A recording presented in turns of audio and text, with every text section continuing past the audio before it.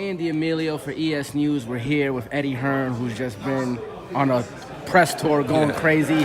When I put up the video of you stealing the show at Danny Jacobs' Canelo Presser here in New York, that's just been getting hits nonstop. People are not loving sure I it. stole the show. It was good fun. It was good fun. And listen, it's a great fight.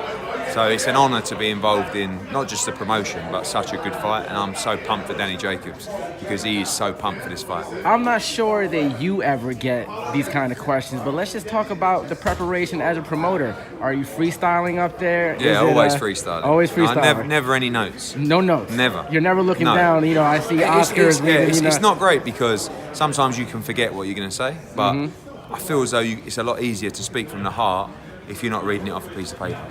And so then you're just well versed on the guys that they as well. But that's like, I know the guys inside. I live boxing. Like, I know these guys, every round they've ever boxed, every opponent they've ever faced, where they are in the rankings, where everybody else is in the rankings. So it's easy for me just to talk to you almost like a fan. Yeah. You know, look at me as a hardcore fan, if you like, who just knows loads about boxing.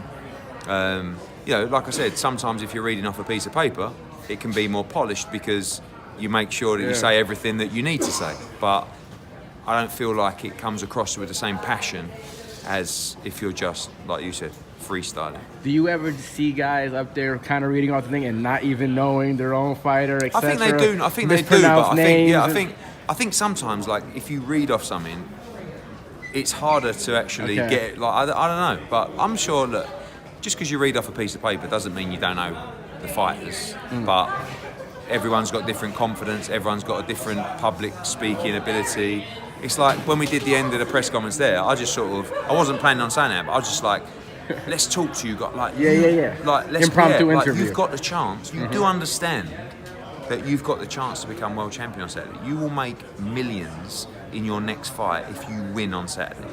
And he's like as if to say, shit, you know. And same with Joe Swift. So that's the passion. That's what you have to bring across. But it's not fake. Like, that's the truth about the story of fighters and the opportunities and the drama of boxing. So you have to let people feel that and let people understand how dramatic this sport is. Now, just on this backdrop, I see Matchroom Boxing, I see Rock Nation, the Bella Entertainment, main events.